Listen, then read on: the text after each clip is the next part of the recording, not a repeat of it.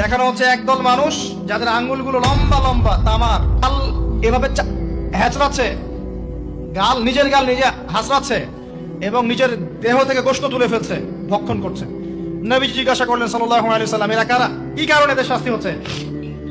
তাকে বলা হলো, এরা আপনার উম্মতের সেই সব ব্যক্তি যারা সবসময় গীবত আর সমালোচনায় ব্যস্ত থাকে। এবার নবীজি দেখছেন এক শ্রেণীর মানুষ, পেট এইরকম ফোলা, অট্টালিকার মতো পেট ফোলা, আর ভিতরে সাপ কিলবিল করছে, এবং এদেরকে রক্তে নদীতে ফেলে মাথাটা ফাটিয়ে দেওয়া হচ্ছে।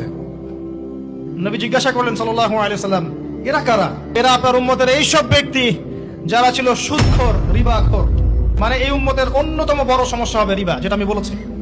সবচেয়ে নিম্ন পাপ নিজের মায়ের সাথে জেনা করা, সবচেয়ে উচ্চ পাপ আল্লাহ এবং তার রাসূলের সাথে যুদ্ধ করা, এটা হলো সুদ। এবং এর বাস্তবতা হচ্ছে এই, ধনী দিন দিন ধনী হবে, গরিব দিন দিন গরিব হবে।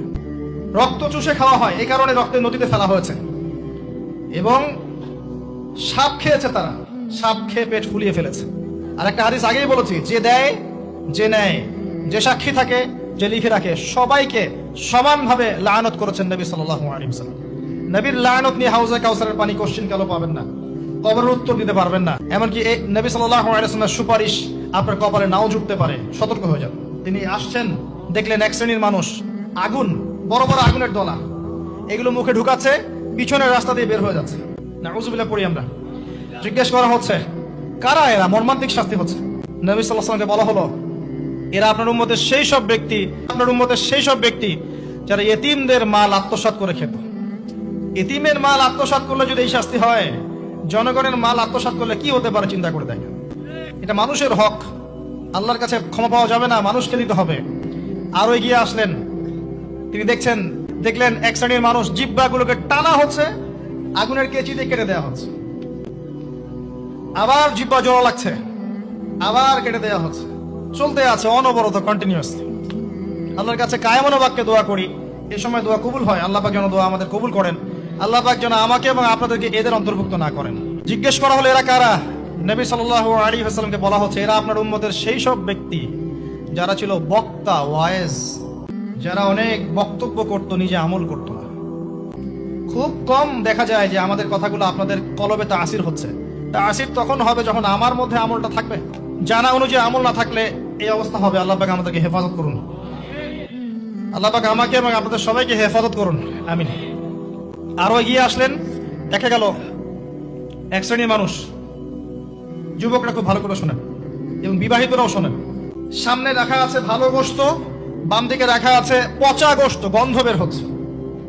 তারা এই পচা গোশত তুলে তুলে খাচ্ছে, গোগ্রাসে খাচ্ছে, ভালো গোশতের দিকে ভ্রুক্ষেপও করছে না। অবাক হয়ে নবী সাল্লাল্লাহু আলাইহি ওয়াসাল্লাম জিজ্ঞাসা করছেন, এরা কারা? তাকে বলা হচ্ছে, এরা আপনার উম্মতের সেই সব ব্যক্তি যাদের ঘরে পবিত্র স্বামী ছিল, বাইরে অন্য পরপুরুষের সাথে প্রেম করেছে, যাদের ঘরে পবিত্র স্ত্রী ছিল, বাইরে পরকিয়া করেছে। আর এখন যত মিডিয়া আছে দেখবেন, সিরিয়াল, মুভি, জাবি জাবি, এরা পরকিয়া শিখায়, জেনা এবং পরকিয়া শিখায়। খেয়াল করে দেখবেন, একটা ছেলে মেয়ের অবাধ মেলামেশা, হারাম মেলামেশাকে এমন ভাবে উপস্থাপন করা হয়, মনে হয় এটা একটা পবিত্র ইবাদত মনে হয়, এবং বোঝানো হয় যে প্রেম তো পবিত্র। পবিত্র প্রেমে কি সমস্যা? আরে প্রেম পবিত্র তখন যখন আমি আমার স্ত্রীর সাথে প্রেম করব। গোশত খাচ্ছে, পচা গোশত। আর একটা বলি, ঠিক এরপরে নবী সাল্লাল্লাহু আলাইহি ওয়াসাল্লাম দেখলেন একটা চুলা দেখলেন, চুলার নিচের দিকটা হচ্ছে প্রশস্ত, মাথাটা সংকীর্ণ, এরকম মানে তন্দুর রুটি ভাজে দেখেছেন, যে ভিতরে দেয় একটা এরকম গোল চুলা থাকে, সামথিং লাইক দ্যাট। নিচে দাউ দাউ করে আগুন জ্বলছে, আর এখানে কিছু মানুষকে জ্বালানো হচ্ছে। যখন নিচ থেকে আগুন এরকম করে আসছে, তখন এরা আগুনের তাপে উতলে উঠছে, আগুন নিচে নেমে যাচ্ছে, এরা আবার আস্তে আস্তে নিচে নেমে যাচ্ছে। এভাবেই হাদিসে ব্যাখ্যা করা আছে। নবী সাল্লাল্লাহু আলাইহি ওয়াসাল্লাম জিজ্ঞাসা করলেন, এরা কারা? বলা হলো, এরা আপনার উম্মতের সেই সব ব্যক্তি যারা জেনায় লিপ্ত ছিল। তিনি আরো এগিয়ে গেলেন, জেনা সম্পর্কে কয়েকটা হাদিস এসেছে। তিনি এগিয়ে গেলেন, দেখলেন একটা জায়গা যেখান থেকে দুর্গন্ধ বের হচ্ছে, পাবলিক টয়লেটের চেয়ে প্রকট দুর্গন্ধ, মনে হচ্ছে পাবলিক টয়লেট। নবী জিজ্ঞাসা করলেন সাল্লাল্লাহু আলাইহি ওয়াসাল্লাম, কোন জায়গা থেকে এরকম দুর্গন্ধ আসছে? তিনি বলেন, এটা হচ্ছে জেনাকার, এবং জেনাকারীদেরকে আযাব দেওয়া হচ্ছে, ওদের রক্ত মাংসের পুজের গন্ধ এগুলো। তিনি মানুষকে একটা শরবত খাওয়ানো হচ্ছে, শরবত জাহান্নামীদের রক্ত মাংস পুজের নির্মিত, তার নাম হচ্ছে তিনাতে খাবাল। কাদেরকে খাওয়ানো হচ্ছে? যারা এই উম্মতের মাদক সেবন করতে এদেরকে খাওয়ানো হচ্ছে। আমি আপনাকে একটু পিছনে নিয়ে যাই।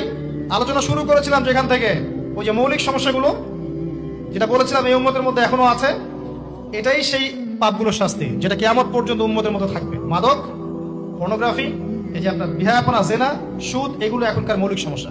এগুলোই হবে এই উম্মার বড় বড় সমস্যা, যার কারণে উম্মতের বেশিরভাগ মানুষকে ওখানে আযাব দেওয়া হচ্ছে। আল্লাহ পাক আমাদেরকে হেফাজত করুন। এরপর এভাবে তিনি আরো কিছু শাস্তি দেখেছেন, দেখে আসার পথে জাহান্নামের যে বর্ণনা দিয়েছেন যে বেশিরভাগ মানুষ সেখানে হচ্ছে জাহান্নামে নারী জাতি। কি কারণে তারা বেশিরভাগ জাহান্নামে যাবে? লানত করার কারণে, অভিশাপ দেওয়ার কারণে, স্বামীর অকৃতজ্ঞ হওয়ার কারণে। সারা জীবন স্বামী করে যাবে, একদিন ঝগড়া লাগলে বলবে সারা জীবন তোমার কাছে কোনো ভালো ব্যবহার পেলাম না।